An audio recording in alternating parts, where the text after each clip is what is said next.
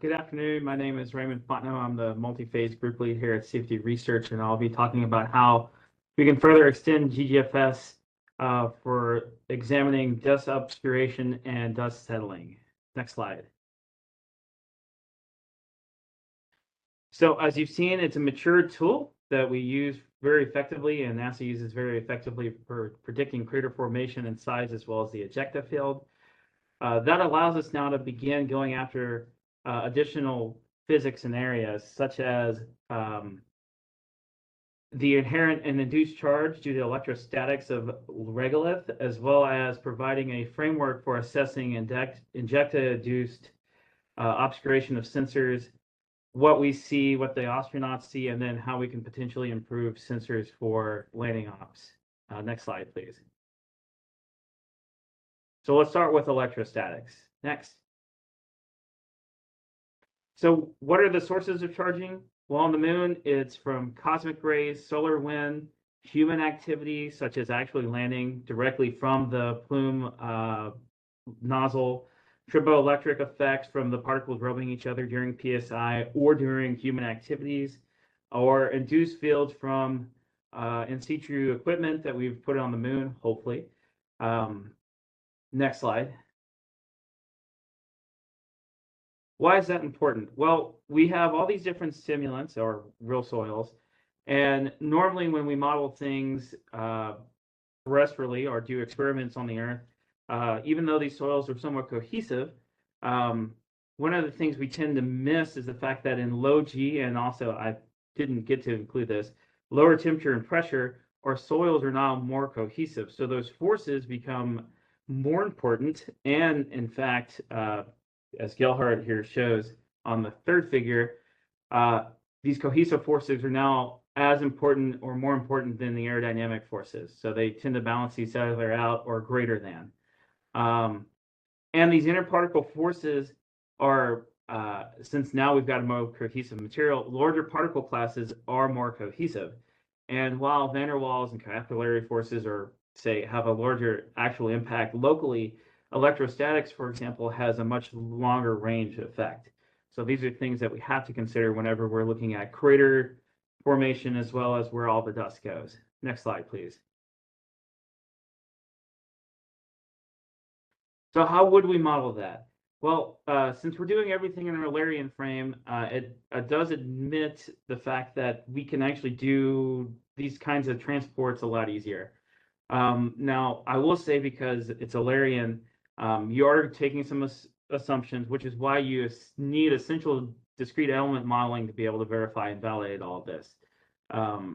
Without that, we're sort of lost to the winds. DM is a critical path tool for us doing any of these fundamental sub-cohesive forces.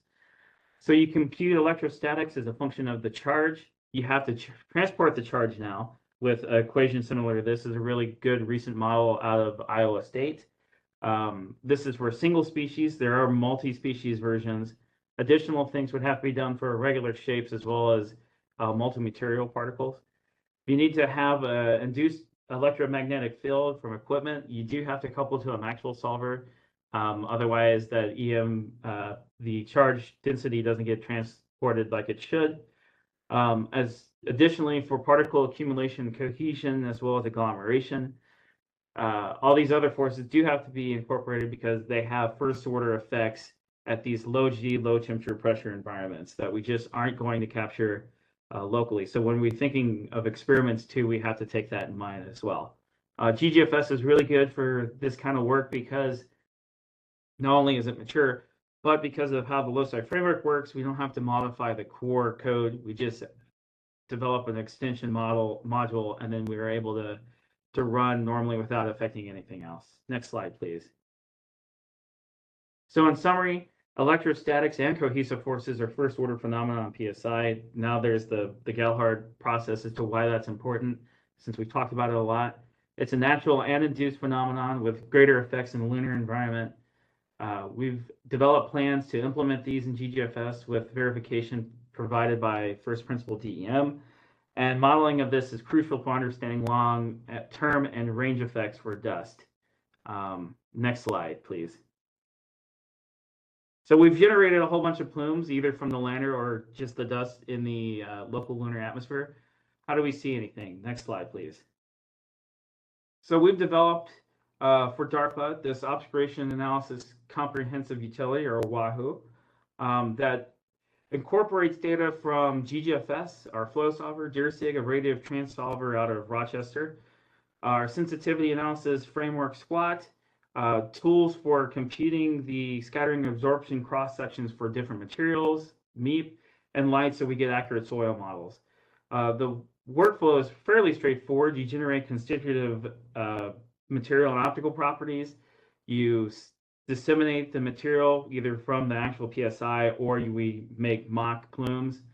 You design your scene in Blender, define all your sensor and material specs within DIRSIG, import that plume, and then render the scene. Next slide, please.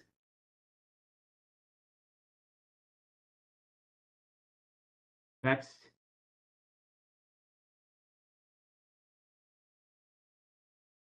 Is it not working? There you go. Oh, okay. Well, we skipped GGFS, but in GGFS, we basically generate the plume, and then here we go. And then we export that through export VDB, so everything's rendered in VDB because it's got to be volumetric. Doing scattering light with actual discrete particles is rather impossible with this number of particles. Next slide, please.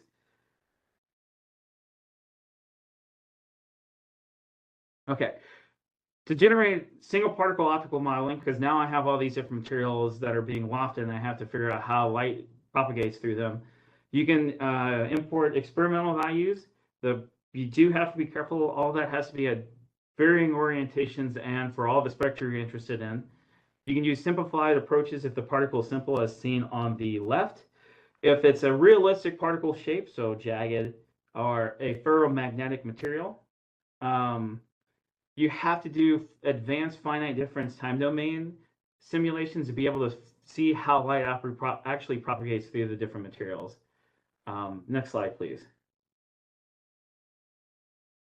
And then finally, once you've got all that information, you can generate everything in DIRSIG, which is the radiative image transfer solver that uses reverse ray tracing Monte Carlo sims to be able to figure out how light travels through granular media, as well as how it interacts with all your information in the scene, be it the lander or the sensors or whatever else we have on the surface of the moon.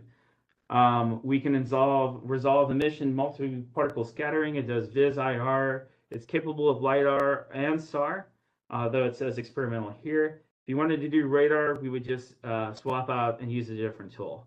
Next slide, please. So here's a really simplistic scene. I'm not trying to model anything 100% accurately because I'm not using an actual regolith material. I'm, in fact, using titania here. But you can put a lander in the scene, a plume, and a detector, and then through the solver, we can extract, looking at the different targets here, you can extract numerically what the contrast ratios will be, what your effective transmissions are. If you wanted to later, we can sit there and model how noise and aberration affects your sensor. So it's a full suite that we're able to take and examine what's happening whenever we're looking through dusty plumes. Next, please. And then you can render your scene in Blender, so you've got not only a nice visualization to show everybody, but this gives you an idea of what we're actually looking at, what the astronauts might see. Next slide.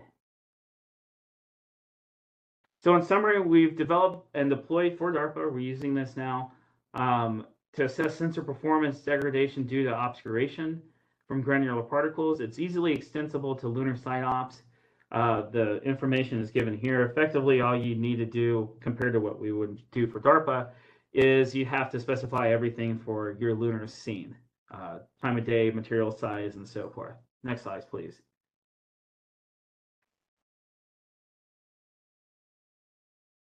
In summary, we've got mature tools. We have mature pathways for how to integrate additional necessary first-order effects for PSI due to electrostatics. And site resource planning management. We also have a rather mature framework that allows us to assess the effects of dust on sensor performance and degradation. It allows us to come up with modeling requirements for obscuration on the lunar surface that are well described, and it's crucial for landing ConOps and site planning as well as sensor design. Thank you.